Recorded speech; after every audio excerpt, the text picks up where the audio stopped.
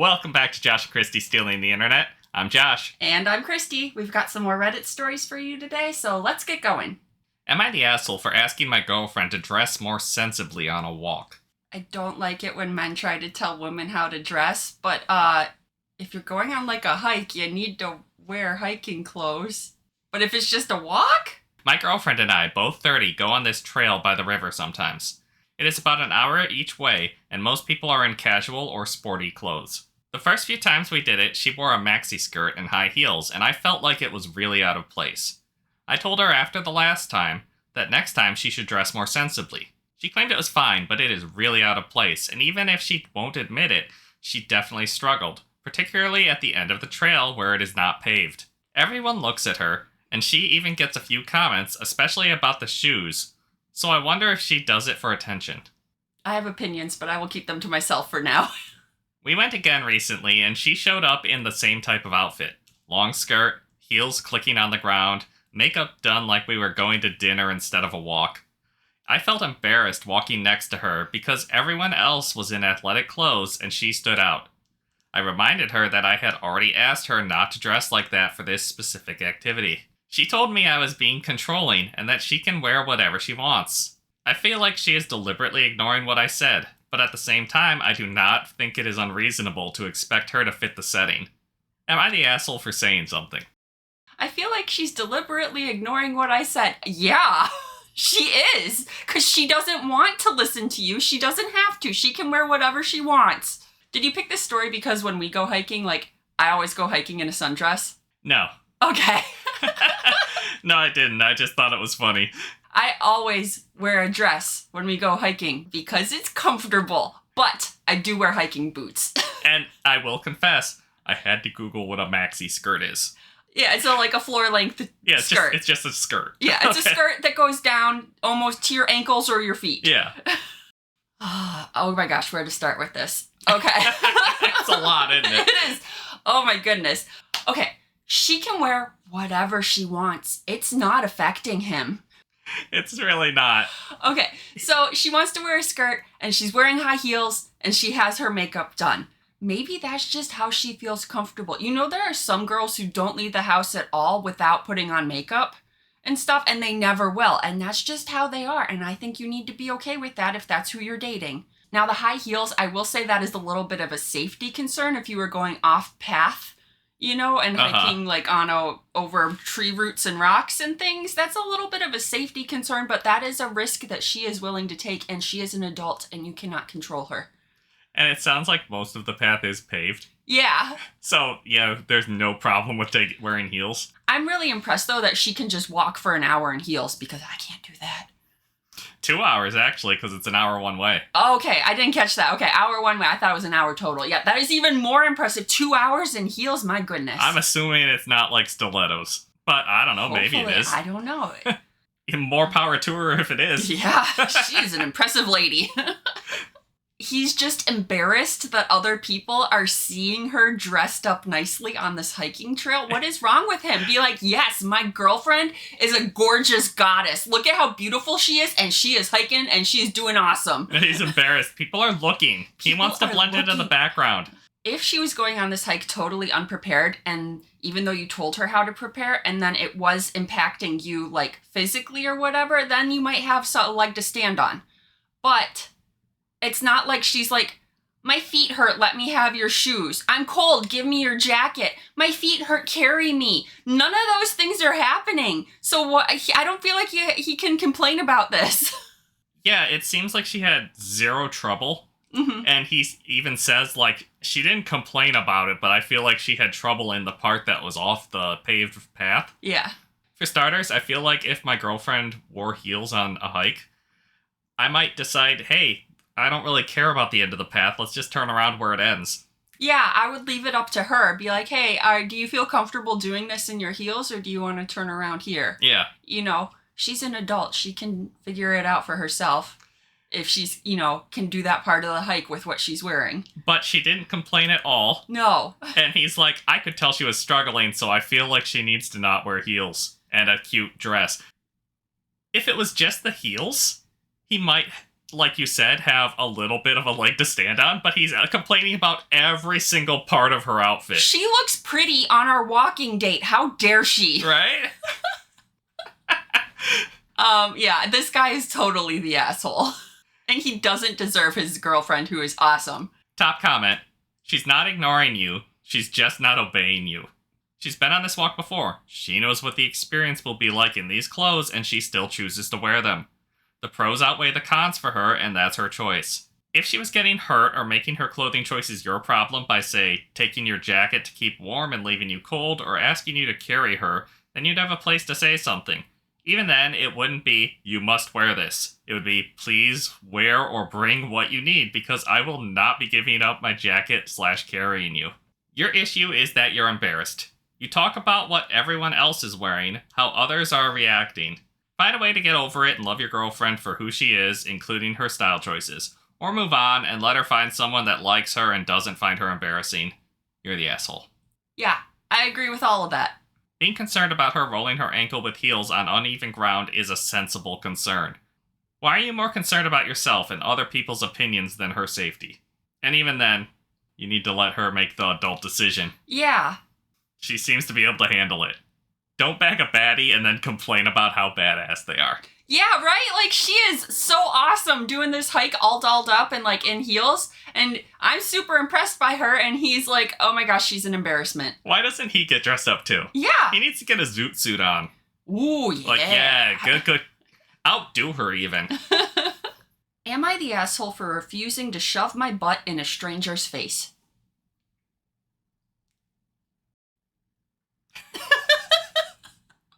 I'll just jump right to the story, how about? I don't know how to respond to that.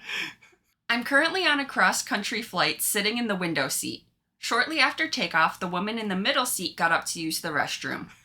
I figured this was a good time to also get up. That way, the lady in the aisle wouldn't have to get up twice. I stood up, as much as you can at the window seat, and asked if I could be let out. She said I could climb over. She also has this very large carry-on bag that is too big to fit under the seat, so she's got it sitting between her feet, meaning the climbing would be an even bigger climb. I was pretty dumbfounded that she didn't make any move to get up. Instead of pushing it, I just sat back down. That's maybe the worst of all the options, but okay. About an hour or so later, I really needed to go to the bathroom, so I told the woman in the middle seat that I needed to get up. I guess these two are mother-daughter because she said, Mom, we need to let her out. Middle seat climbs over the lady in the aisle. The lady in the aisle then looked at me and said, you can climb over. I firmly stated that I'm not climbing over her. I asked her to please stand up and let me out. Yes, I said please. She said no. I again said, please stand up so I can get out. Her daughter says, Mom, I think you need to stand up. She continued to refuse. She dug in, clutching her things, and glared at me. Her daughter repeatedly asked her to get up. At this point, I'm pretty pissed off and I really have to pee. And I'm more loudly saying, you need to stand up. Ma'am, please just stand up. Finally, I very loudly said, not shouting, just loudly talking, it is basic airplane etiquette to stand and let someone out. I will not be forced to put my butt in your face because you don't feel like getting up. I pushed the flight attendant call button. Is it basic airplane etiquette? Yeah. I have scooched past people. Usually the person will stand up. I feel like it is kind of, if you are both comfortable with scooching is allowed to happen. But if one of you requests, Oh, yeah. If somebody asked me to stand up, I would stand up. Yeah, or if you're not comfortable with someone scooching past you, they need to let you stand up and get out of the way. Yeah. So, I feel like scooching is only acceptable if both parties are willing to scooch. Yeah, and also scooching might be impossible depending on how big one of the parties is. Yeah. I will also point out, she does not know how to scooch. Proper scooch etiquette is you put your front towards the person. You put your crotch in their face? Yeah. I don't know. I don't know. That's proper scooching etiquette. In like when you're moving through like a theater or something. I don't do that. I think I put my butt to them. Yeah, you want to stick your butt into the head of the person in front, I guess. Either way, scooching is someone's getting butt and someone's getting crotch in their head. I don't know. Once the flight attendant arrived, aisle seat took her sweet time gathering all of her nesting materials, including a blanket, snacks, wine, an ancient DVD player with an absurd number of cords attached, and dramatically moved her carry-on into the aisle. She finally stood up. So tell me, should I have just sucked it up and straddled this complete stranger so that she could be more comfortable? I suppose the other woman is the asshole. Because she just flat out refused to let you up. Mm-hmm. Right? If you ask, I don't think that's a big ask. Asking someone to, hey, can you get up? I don't really want to climb over you. Like, you could have a lot of reasons why you can't do that. Yeah. Like, yours was you were uncomfortable doing that. Mm-hmm. You also could just be like, I'm not flexible enough for that. No, I guess you're not the asshole, because that other woman was being incredibly unreasonable. There is an edit. Just to be clear, she's not elderly. Maybe 60 and I'm 51. If she were elderly or feeble, I would not have gotten upset. Like, yeah, if the person is handicapped or too old, you don't make them get up, maybe, if you can avoid it. Yeah. But an able-bodied person? This is an able-bodied person. Yeah, they should be able to just let you out and be polite. She just was all settled in with all her stuff and didn't want to gather everything up. I guess so. Which is super rude. Yeah, and then your daughter's sitting there saying that you gotta get up, and then mom is digging in. Uh-huh. I feel bad for the daughter, because she was probably a little embarrassed. A lot embarrassed. Top comment.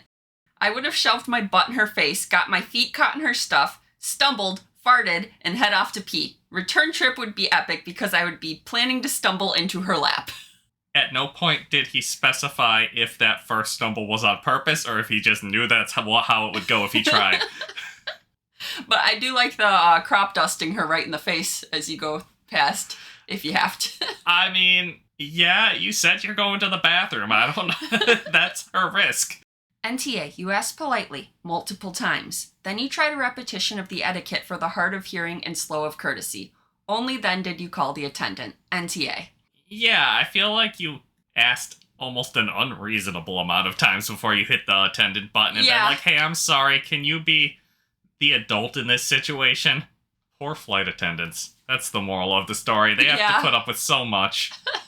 Another popular idea that people are having is just climb over her stuff and kick it all into the aisle as you go through. Everybody wants to be petty to this lady because everybody hates rude airplane people. Yeah, that does kind of sound like you're just wading through her debris.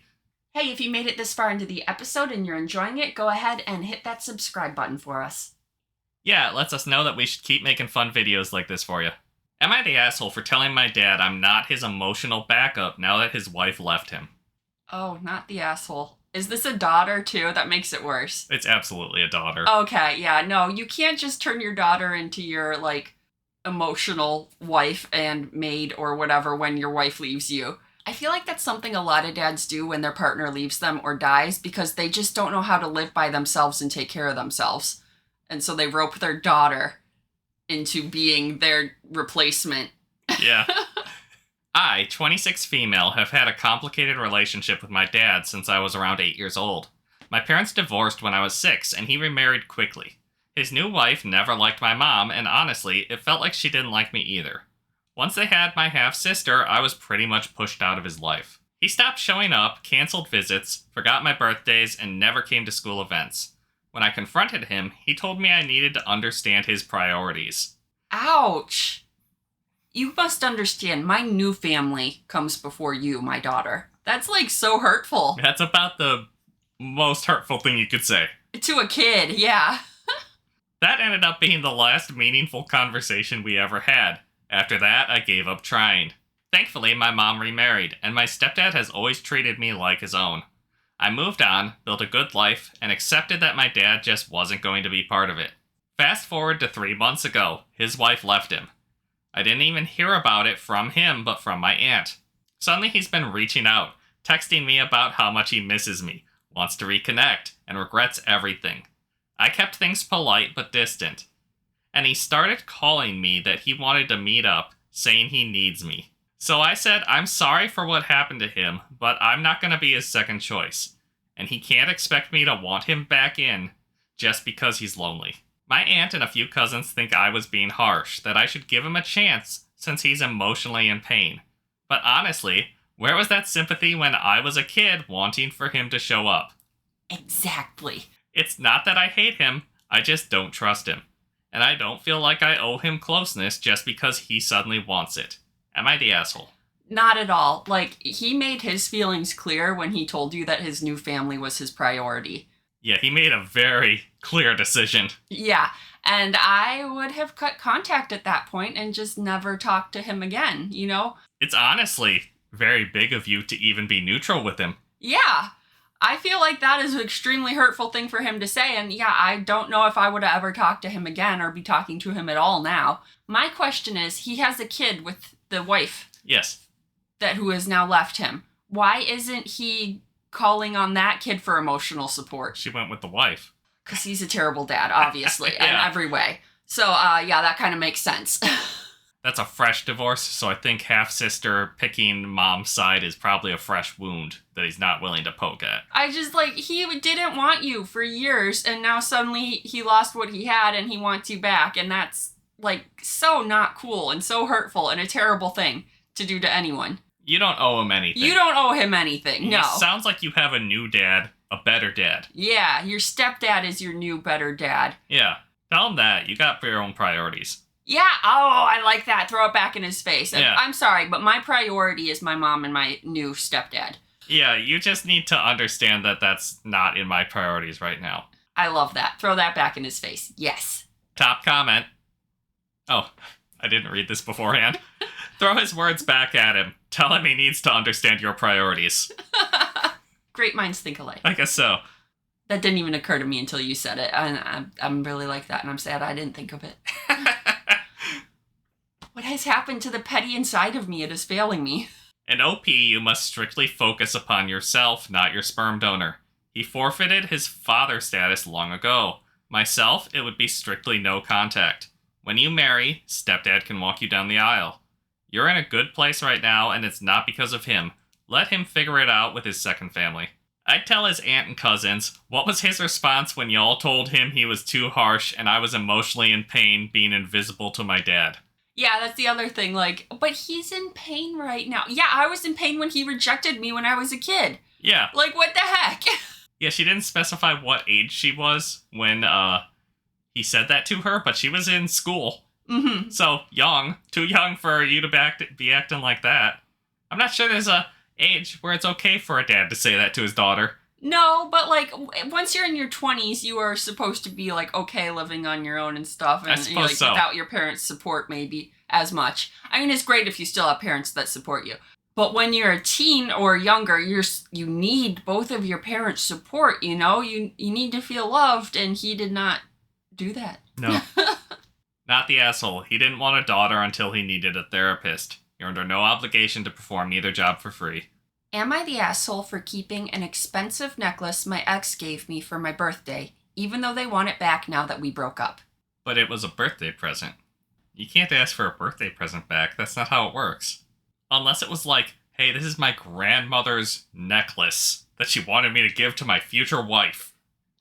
Maybe then you can ask for it back, but also don't give that to someone on their birthday. Yes, I agree with that. Family heirloom, you should return it. Yeah. I, female 23, dated my ex, male 24, for 3 years. Last year, he gave me a necklace for my birthday.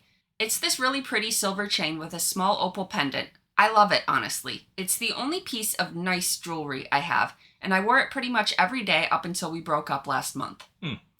The breakup wasn't messy exactly, just quiet, like a slow fade.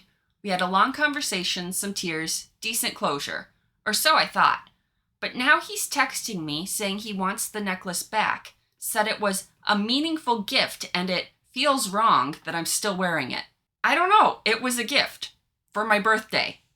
Not like I took it from his drawer or something. I haven't even responded yet because I feel weird. Part of me wants to be petty and say no just on principle, but part of me also doesn't want to start drama. Still, it was mine. Was I wrong to keep it? Should I give it back even though he gave it to me willingly?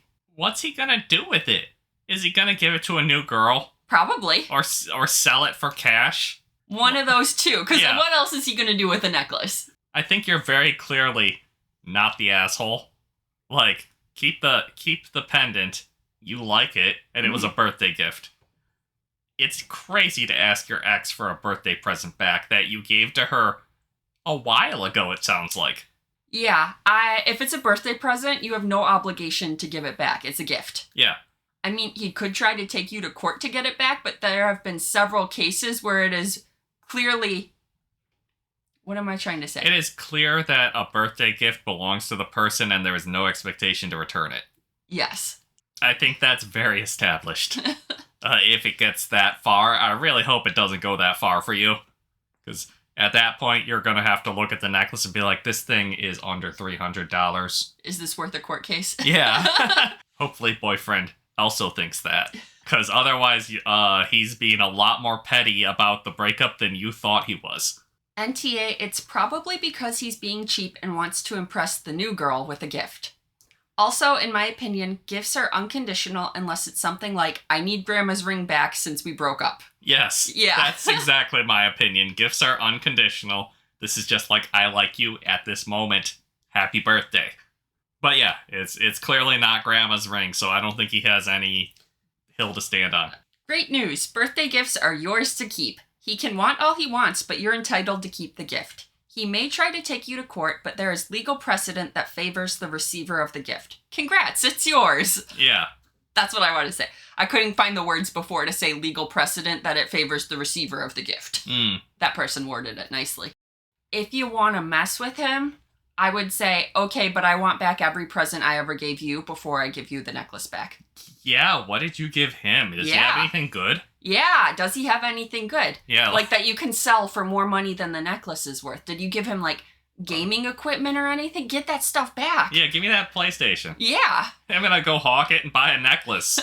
One that doesn't have any sentimental value attached to it. Okay, I think this comment thread is interesting because now we're going through different phrases that different countries have. In German, we have a rhyme. Unfortunately, it doesn't work in English. Given is given, and to take it back is theft. Yeah, okay, I agree with that.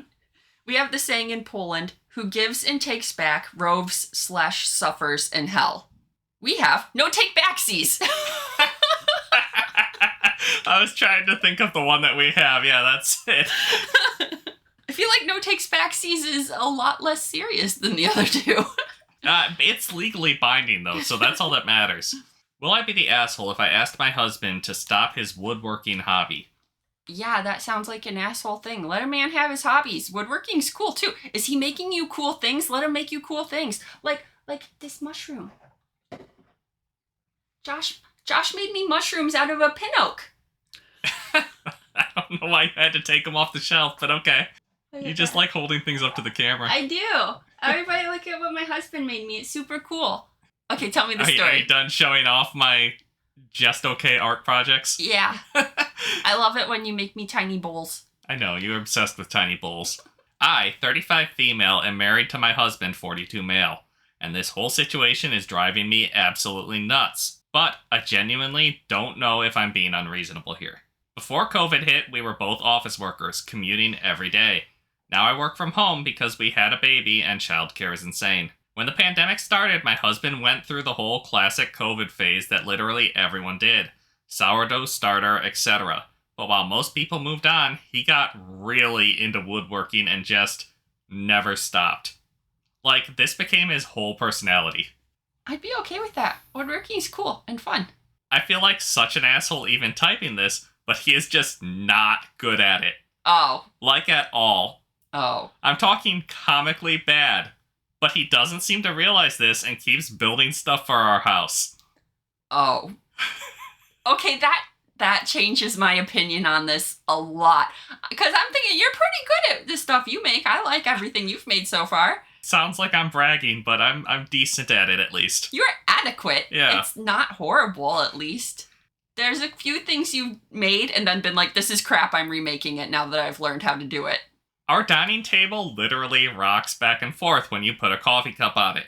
I have to wedge things under one of the legs just to eat dinner without getting frustrated.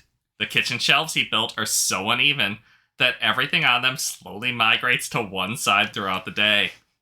I'll put my mug on the counter in the morning, and by afternoon it's somehow traveled 3 inches to the right because the whole thing is sloped. Okay, that just sounds like he didn't hang it with the level. But that seems like a pretty easy thing to fix. I don't know. So the shelves are easy to fix? She said kitchen counter. Oh, counter? She said both. She said shelves and counter. And once you get those cabinets in crooked, yeah, you gotta take your whole kitchen apart. Because we put in our kitchen cabinets. Yeah. That was a 2-day project because we went and bought a special level just so that we could get everything right. Yeah, because we are not professionals at this, so we're not fast like the professionals are, and we're like double checking everything to make sure it's all straight. Yeah. I mean, I've been at it for a while because before I worked in advertising, I did flip houses. Mm-hmm. So we had some experience going in. It sounds like he doesn't. Yeah. The worst part is the baby stuff. Oh no. He built this changing station that I swear feels like it's going to collapse every time I use it. The whole thing wobbles when I put the baby on it, and one of the corners doesn't even touch the ground properly. You just need some shims under your dining table legs and the changing station legs, but why is he having such problems making furniture that's even and stable? I think they don't need shims. They need those little feet that you can screw to adjust the height they are, and that balances it. But how crooked is the floor? How well are the joints? There's probably other problems. Yeah. I didn't realize it when I picked this story, but the fact that we know enough about construction, we're going to start talking about, like, maybe a miter joint there. Yeah. I've started just changing the baby on our bed because I'm genuinely scared the thing is going to tip over. But when he catches me doing it, he always asks why I'm not using what he built. He also made this bookshelf for the nursery that's so crooked it looks like that barbecue from the Simpsons episode. I've tried to be supportive because I know he really enjoys it and it gives him something to do after work. He gets so excited showing me his latest project and explaining all the techniques he used. He watches YouTube videos constantly and has filled our garage with tools. I don't want to be the dream crusher, but living like this is making me insane. I just want to be able to put a book on a shelf and have it stay there. I want to eat dinner without having to stabilize the table first. I want baby furniture that doesn't make me nervous. I think she's being a little dramatic because I don't know why you would pull whatever you shimmed the table leg out with after. Yeah. She's just I need that book back. You need to stabilize that table legs, find out which leg is shorter than the other ones and shove something under there and then just leave it. That's like an easy fix. You just gave me a flashback to my college futon that just had a wad of cardboard shoved under one of its legs forever. Yes, I seem to recall that. just like it was not nice cardboard. There was no effort to make it look good. They were all mismatched. They weren't evenly lined up pieces of cardboard. No, they're different sizes, all just crammed in there. Just a bunch of, it was like a wad. But that was a stable futon. The final straw was last week when he finished this entertainment center contraption for our living room. It's supposed to hold our TV and PS4, but it's so wonky that I'm afraid our TV is going to fall off backwards and break. Plus, it looks like he measured wrong because there's this weird gap on one side and the doors don't close properly. I keep hinting that maybe we could buy some furniture instead, or suggesting we look at stores together. But he always says something like, "Why would we buy something when I can just make it?" And then he launches into this explanation of his next project like a golden retriever. I want to ask him to stop building furniture for our house, but I feel terrible because I know how much this hobby means to him and how proud he is of his work. So, will I be the asshole if I told him I don't want any more of his woodworking projects in our house? Am I being too critical? How do I move forward because I feel like I'm about to go crazy? Thanks. I do feel like you need to be a little bit honest with him and be like, dude, this table is so wobbly. And you need to tell him something like, hey, before you start your next project, I need you to fix this wobbly table. And just kind of keep getting on him about, before you start your next project, I need you to fix this thing. And hey, do you notice these doors on the entertainment system don't close correctly? Can you fix that? Because you're so good at woodworking. And just keep doing that and bringing up things you want him to fix before letting him start a new project. Or you can always go the emasculating route and just fix it yourself. Yeah, that's the other thing she could do. She could learn how to woodwork and then do it better than him because she apparently is noticing all these little imperfections that he's just like, it's fine, and like glossing over. And she would make better stuff than him, and that might upset him into quitting. She's got that eye for detail. Yeah. Why don't you make it a joint hobby so you're helping him, and when you're like, no, you measured that wrong, sweetie, and so you can make sure the furniture doesn't come out wonky. Well, they have an infant. Yeah, I guess she's probably really busy. Someone's got to watch the baby and is very busy doing that. Yeah, you can't have the infant hanging out in the room with the sawdust flying around. Kids ruin everything. One of the top comments. Your husband needs professional help. Is there a makerspace near you? A school with woodworking classes? Can you find him a tutor or mentor? My husband has a woodworking hobby too. Done well, it is a tremendous benefit. Alternatively, buy a large level and tape it up to the shelves. Ultimatum, no new project until the bubble sits in the middle of this project. Just the bubble of judgment. The bubble of judgment. I do like the idea of getting him someone to help him, though, because he obviously needs it. He needs someone to teach him. YouTube videos are not doing it because there's no one to correct him when he's doing it wrong. It sounds like it. There's no one there to be like, actually, you really should try again. Good first effort. He needs that. Why would I buy a bookshelf for $300 when I could build an inferior one myself for 3 times that? Every woodworker hobbyist ever. Yeah, I was like, woodworking is wood is expensive. Wood has jumped in price. That is a bad time to pick up woodworking. Yeah. I have to say, it's one thing to have like a crappy dining room table. It's an entirely other thing to have a crappy changing table. Yeah, do not be putting your baby on that wobbly thing that's going to collapse under it and put splinters flying with your baby. No! I didn't even think about splinters. I was just like, it's wobbly. Don't put an infant on that. Especially as the infant gets older, heavier, and more mobile. They're going to be squirming more and throwing their weight around, and that's not going to work. You got to put your foot down about the wobbly stuff. I like the bubble of judgment. The bubble of judgment is good. Put levels on all of his stuff and be like, fix it. Yes. You can get those cheap little levels, or you can get like a big level that you want to have prioritized. Mm-hmm. Levels don't cost that much. No, pretty cheap. Have you talked to him about the problems with the things he's built? Does he need gifts such as stud finders and a level? I think you will be the asshole if you asked him to stop instead of just addressing the problems with the pieces. No one starts good, though building furniture for baby is never a beginner enterprise. And then OP replied to that one. I have attempted to discuss functional issues with his furniture, like the kitchen table or the cabinets that don't open evenly. But every problem comes with an explanation that deflects. When I point out that the table is unstable, he insists the floor is uneven. If something doesn't fit properly, it's because the wood expanded from moisture in the weather. When cuts are off, it's because the garage floor isn't level. That's not an excuse. No! You should know the garage floor is level and make the cut properly. The way he responds makes me feel like I'm critiquing an artist's creation rather than discussing a literal piece of furniture in my house. When I try to have an objective conversation about practical problems, it gets redirected into subjective territory. And I'm not sure how to handle that. Feels like I'm personally attacking him rather than trying to address legitimate functionality concerns, which makes it impossible to have a productive discussion. So he doesn't want to fix it, he wants to build something new and fun. Yeah, that's not fixing isn't fun.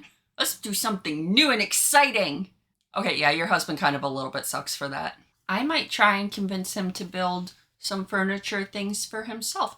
Why don't you build yourself a tool bench? Why don't you build yourself some tool storage things? Why don't you build yourself some tool, like things he can put in the garage? A good tool bench is like one of the first things you generally build. Yeah, and then when he realizes how crappy his stuff is that he has to use all the time, maybe he'll like actually get some help and figure out how to do woodworking right. Yeah, leveling things is very important. Yes. Am I the asshole for refusing to tone down my wedding dress because my sister is insecure? I mean, it sounds like you're the bride, so screw anyone else's opinion. I, 27 female, am getting married next spring. My sister, 25 female, is my maid of honor. She's been struggling with body image, and I've been nothing but supportive. Last week, she asked to see my dress. When I showed her, she went quiet and then said it was too revealing. It has a low back.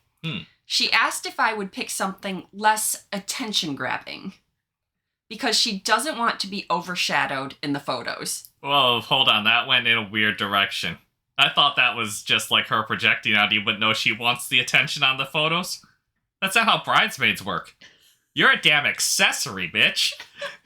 I told her gently that the wedding dress is about me, not her, and I'm not changing it. She cried and said I'm prioritizing vanity over her feelings. Now she's threatening to not be in the bridal party. My fiance thinks she's being unreasonable, but my mom says that I should compromise for peace. So, am I the asshole for refusing to alter my dress for her insecurity?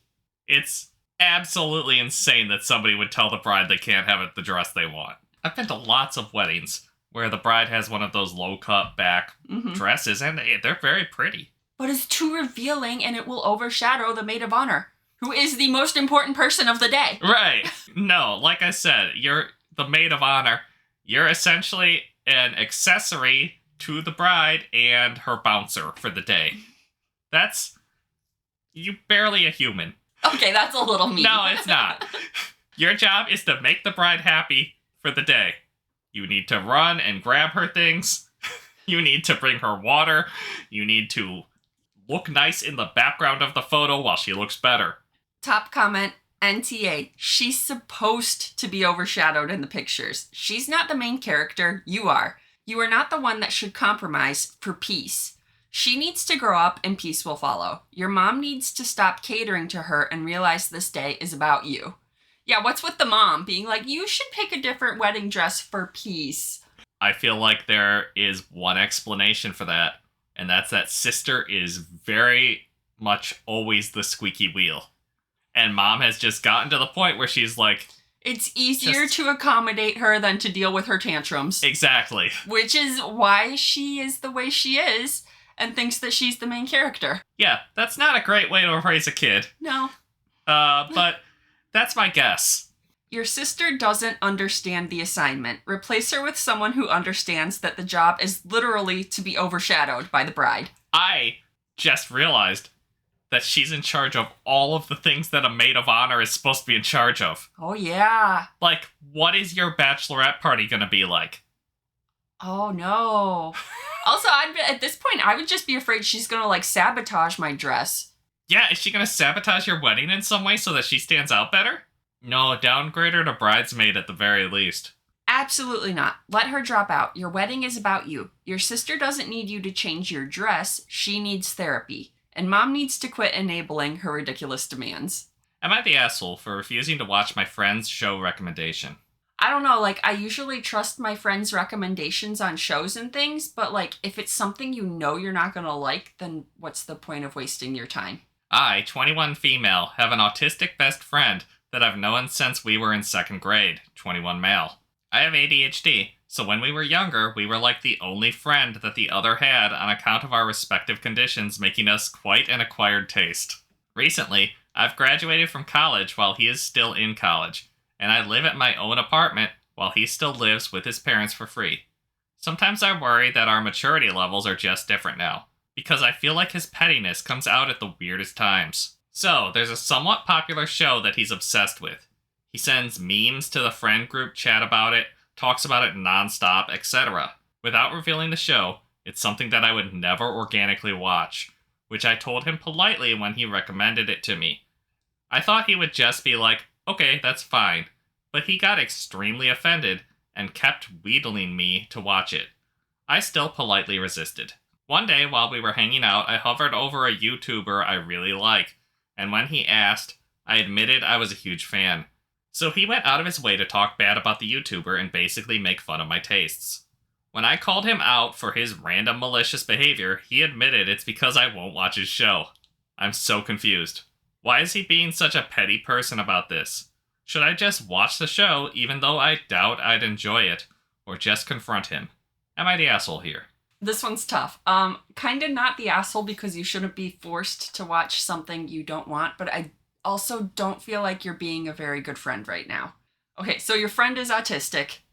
This is obviously his new special interest. This show. He is obsessed with this show. This show is so important to him and his personality and, like, his life right now. Yeah. This is a big deal to him. And you were like, that show's garbage. I'm not even going to watch it. You can't even make him one episode. He is taking offense to this. Kind of rightly so. You're telling him that his tastes are garbage, I feel. But this is so important to him that he is highly offended by you refusing to even give the show a chance. I don't know. I kind of feel like if you want to stay friends with him, you should just try watching a few episodes of the show. Maybe it's not as bad as you think it is. You might like it, and it'll give you something to talk about with your friend because he loves the show so much. He wants to talk about it with someone. He just wants to connect with someone about this. He clearly just wants to talk to someone about this show. And he's like, hey, bestie, watch this show. And you're like, no. And I feel like this is something very easy that you could do to make your friend so happy. Yeah, you can't give up like 2 hours of your life for your best friend since 2nd grade. Yeah. Obviously, I'd say he's being kind of annoying about it. And, yes. And he's really nagging you about it, and I get digging in your heels, and then you're stuck in that position. Okay, that's the other thing. You're both just being so stubborn about this, which is, I realize, traits of the autism and the ADHD, that you are both dug in about this. Yes, that's what I was getting at, is that I think everyone sucks here. Yes. He's being annoying, and you're being really stubborn. And also, when you're writing this posts, you keep calling him petty. But I feel like you're being really petty. You start your first paragraph. You said, I've graduated college. He's still in college. I live in my own apartment. He still lives with his parents rent-free. I worry that our maturities are different. Yeah, and right now they might be. Boys mature a little slower than girls sometimes, you know? He's 21. It's not that weird to still be in college and live rent-free at your parents' house. Yeah, I feel like she is just out of the college phase, and he's still in the college phase, and she's like, I'm so grown up right now. God, you graduated college at 21? Good for you. So yeah, it sounds like she either graduated in 3 years or started early or got like an associate's degree instead of a bachelor's. Those take less time. Yeah. But still, I think you're both being kind of petty, and you just need to make peace. You've been together since 2nd grade. Yeah. This is a stupid thing to break up the friendship over. This is a really dumb thing to be fighting about this much. Okay, now him starting to rag on your favorite YouTuber and insulting them just because you won't watch his show, that is childish. Yes, it's uncalled for. He is just hurt that you won't watch his show and is taking it out on you in a childish way. He's just trying to get even with you. Uh-huh. You think my show sucks? I think your YouTube person sucks. Ha, take that. There's an edit, but let's do some comments first. Okay. Top comment. Women do not need to placate men when they are not capable of controlling their emotions. She told him she doesn't want to watch the show. There were no social cues to miss. He got offended and upset that she didn't do what he wanted. There's no reason for her to give in to his demands and watch the show just because he's acting like a controlling asshole. This behavior is based on misogyny and has nothing to do with him being autistic, not the asshole. I disagree with that. I don't think the sexes of the people involved play a role in this at all. It could be 2 girls talking, it could be 2 guys talking. This has 17,000 upvotes. What? I don't know. I feel like the sexes do not play a role at all. This is just 2 friends having an argument about their special interests. It really seems like that to me. And then in the discussion below this comment, there's a lot of people saying you don't owe him a couple hours of your life. You don't owe him any part of watching this show. And there's people saying like, no, you're his friend. You owe him this. Yeah. Which is my opinion. I can understand not wanting, if you really are adamant you don't want to watch it, fine. Mm-hmm. But I feel like that comment takes it a little far. I feel like this is a simple thing to do to make your friend so happy. Why wouldn't you do it? Like, maybe make an event of it and watch it together. Like, have a little, I want to say movie night, but it's not a movie. Have a little show night? I don't know. Not the asshole. Autism can explain being hyperfixated on that show, but it doesn't excuse being an asshole to other people about it. If I were you, I'd confront your friend that he's being unfair and petty, and that he needs to honor other people's autonomy and wishes. Do not handwave his bad behavior because of autism. You'd be doing yourself, your friendship, and your friend a disservice with that. I don't think she handwaved his stuff. She said he's being kind of petty. Yeah. I don't like that comment either. Kristie, I hate these comments. All these commenters are wrong and we're right. Yeah. Edit. The show is the amazing digital circus, since many wanted to know. I have not even heard of that. What is that? It's pretty good. It's on Okay. YouTube. It's it's a weird animation style. Okay. But it's one of those, we don't know what is happening in the show. Everything's kind of weird. It's just got that quirky personality. Okay. It's very popular with the autistic community. Oh, maybe I should watch it. Maybe. It's good. I watched the first couple episodes. I think I'm behind now, but yeah, Okay. I don't think you'd be wasting your time watching it. Second edit. Just wanted to say this is actually my first ever time posting on Reddit, and wow, I did not expect all the feedback, both overwhelmingly positive and overwhelmingly negative. I'll leave this post up, but I've reached a conclusion with my friend. We've agreed that he'll read some pages of a book I really love, and I'll give the first episode a try. No matter what the outcome, I was never going to abandon this friendship. That's good. It kind of sounded like you were. Yeah, that's good that she's still going to be friends with this guy. Although I do think one episode is not enough to really see if you like a series. I always give everything 3 to 5 episodes. There's only 5 episodes out. Oh, They're okay. very slow with production. Okay. I was like, because sometimes I get show recommendations and I'm just not feeling it at the beginning. But by the 3rd episode, I'm like, yes, this is good. You got to give it a few episodes usually on any show. Also, he did apologize to me for previously brushing off my special interests and then hounding me to try his. And I apologized if it seemed like a personal attack for me not really wanting to give it a go. Keep arguing as you see fit, but in real life, the problem has been solved. Thank you for all the kind words, and even the harsh criticisms helped motivate to solve this with him. I'm so glad they worked it out. And they both are seeing the errors of their ways a little bit. And okay, fine, we'll give each other special interests a try. That's cute. Yeah, you stayed friends. That's good. Uh-huh. Am I the asshole for not wanting the puppy my boyfriend bought me for my birthday present? That's an insane birthday present to get someone without discussion first. The odds are so slim of this being your boyfriend is not the asshole. For context, I, 27 female, have always had pet dogs, cats, even birds that fell from their nests. I always rescued and rehomed tons of animals. But I've never kept a male pet.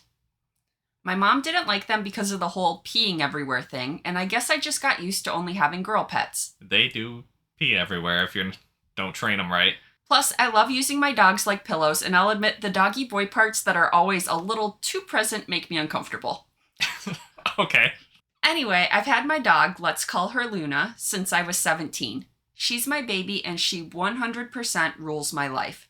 She's not really friendly with kids, other dogs, or most men, but she at least kinda likes my boyfriend, 31 male, of 2 years. So, my birthday was a couple weeks ago. My boyfriend told me he had a surprise, but it wasn't ready yet. Last Friday, I came home from work and found him in my apartment with a 2-month-oldish German Shepherd male puppy that he bought, complete with a balloon tied to its collar that said, "Happy Birthday." He smiled and said, "Do you like him? He's our new son." Wow. That is a heavy sentence you just typed out. He's our new son. He surprised you with a dog and then called it our new son. This is scary. I was shocked. The only words that came out were, "Where's Luna?" He had locked my dog in the bathroom because she growled at the puppy. Okay. I was furious. We argued for about 2 hours. I told him to take the puppy back with him and not to come back. He yelled some more and called me a misandrist before leaving because apparently not wanting male pets equals hating men. He also said I was weird for being uncomfortable around dog pee-pees. I don't know what kind of dog Luna is, but a German Shepherd is one hell of a dog to turn up with. A puppy German Shepherd. Yeah. An untrained puppy German Shepherd full of energy. That is a horrible burden to place upon anyone. Right? How big does a German Shepherd get? 80 pounds. 80 pounds? I Yeah. thought it was bigger than that. No, I always think that too, but they're 60 to 80 pounds, I think. Okay. Still, that dog requires discipline. 80 pounds is the upper end of their, the boy ones are the big boy. The big boys Yeah, are they're like 80 this pounds. guy with his giant penis. Why was there so much discussion of dog genitals in that, Kristie? I don't know, but it's kind of weird and funny. But yeah, they're talking a lot about the dog's genitals. Apparently, it's a big issue for her. When I told my friends and family, everyone sided with me. However, my boyfriend keeps sending me videos of the puppy saying he doesn't know what to do with it since his apartment doesn't allow pets, especially one that would grow so much, and begging me to take it just until he finds accommodations. He says I owe him because he spent so much money on the puppy and was planning the puppy to live with me anyways. Oh my god. You did the right thing by telling him not to come back. But I don't want the puppy. My current dog definitely wouldn't accept him, and in the videos, I can already see how destructive he's becoming. On the other hand, the poor puppy is innocent in all of this. Should I just suck it up and keep him with me until my boyfriend, we technically didn't break up yet, find somewhere else to take him? Also, the puppy represents everything I don't want in a pet. I feel like he just bought himself a dog, but doesn't really want to take care of it, so he acted like the puppy was my birthday present. So, am I the asshole for refusing to accept the puppy? Should I just take him in for a while? I mean, you have no obligation to this puppy other than the human decency of being like, I don't trust my soon-to-be ex-boyfriend to properly find a new home for this dog. Yeah. That's the only reason I could think to being like, give me the dog, is to be like, I will find someone. But no, you have no obligation to this dog. I don't think I would do that. I'd be like, dude, why would you get this puppy? Getting someone a dog without prior discussion about whether they want another dog, what kind of breed they would be interested in, any of that is like insane. Yeah, that's crazy. Just turning up with what is essentially a responsibility for somebody's birthday. Like a 10-year plus responsibility. Yeah. Here, take care of this for the next dozen years. Maybe he can call the breeder that he got the puppy from and be like, can I sell this? Can I get like a partial refund? Okay, that is the thing. A reputable breeder would immediately take that puppy back. Would they? Yes. Okay. Like, they don't want any other puppies to be in a bad home, a home that doesn't want them. That's true. Don't want you to rehome their puppy. They, like, a reputable breeder will take that puppy back and find it a good home themselves. I bet they would. A lot of them actually have clauses in their contract that you can't give away this dog if you don't want this dog anymore. It has to go back to the breeder no matter what its age is. Oh. So. Well, that's a good clause, yeah. Mm-hmm. Yeah, otherwise things turn bad for the puppy. Yeah. I don't know if you're going to get any of your money back. I was like, so it sounds like he didn't do a reputable breeder. If he's like, I've spent money on it, then now what do I do with it? Well, maybe he hasn't called them. Oh. Maybe he didn't read the contract very thoroughly. I don't know. But it also sounds like this puppy is still young and cute, and the breeder can probably still sell it. Yeah. And it's big genitals that you just can't look away from. Okay, I will admit that, like, yeah, dog boy genitals are, like, they are there. I'm aware. Dog rolls over and is like, rub my belly. There's a penis. Yes, but it's an animal. I don't know. I guess I don't notice. I've gotten so used to Odin just walking around with his nuts out. Yeah.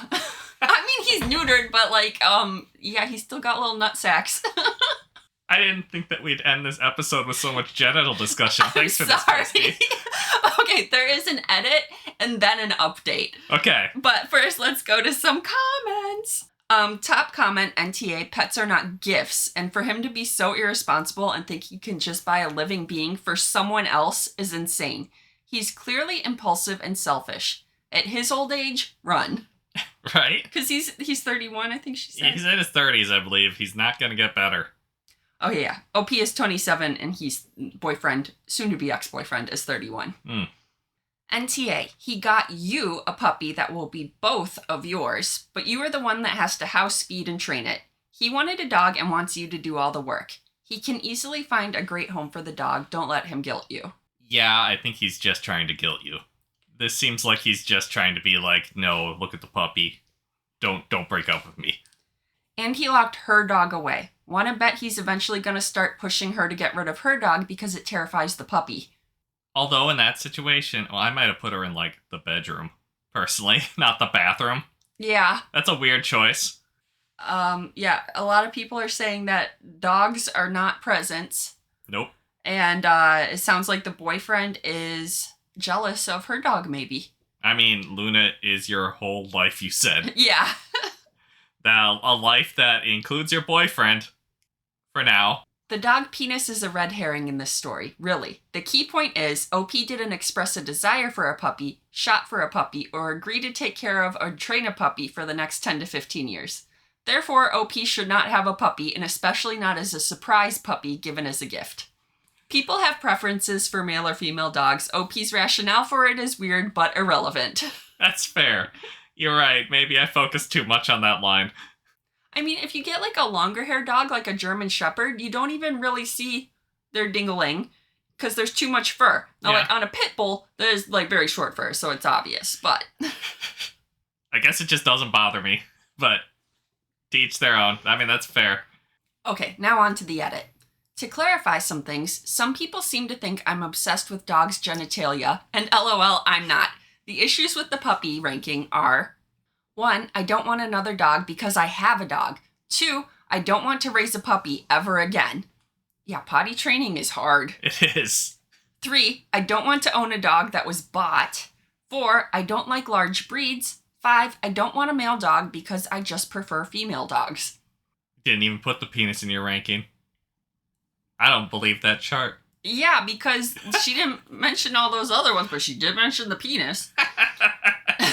The only reason I included that I don't like a dog penis is because I don't want to have that in my house. I don't lose sleep over it, but I prefer the smooth belly female dogs have. What I told my boyfriend was something along the lines of, you disregard everything I believe in a pet to the extent that you even bought a male dog when I told you it wasn't my intention to ever own one. Then he called me weird and misandrist. That's the only reason I included that part in my post. But in my attempt to keep everything short, I didn't include all that.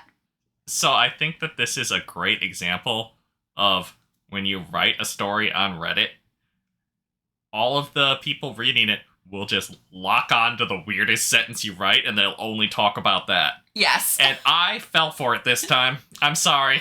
I was one of them. We've done so many stories where they'll write like paragraphs, and then at the end they'll just write one weird sentence, and all the comments are just about that one weird sentence. I should know better, but I didn't. She goes on and tells a story about how she was traumatized by a male dog humping her when she was little. Oh my god. I don't know if we need to include that. She's still talking about it? She's still talking about it, yeah. Okay, now on to the update. First of all, the puppy is fine. The day after my original post, my neighbor texted me around 2 p.m. because she heard loud noises from my apartment.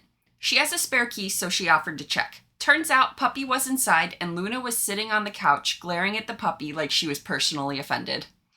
I told my boss I had a family emergency and rushed home. My neighbor had been entertaining the puppy, but my apartment was trashed. Did he just toss it in there?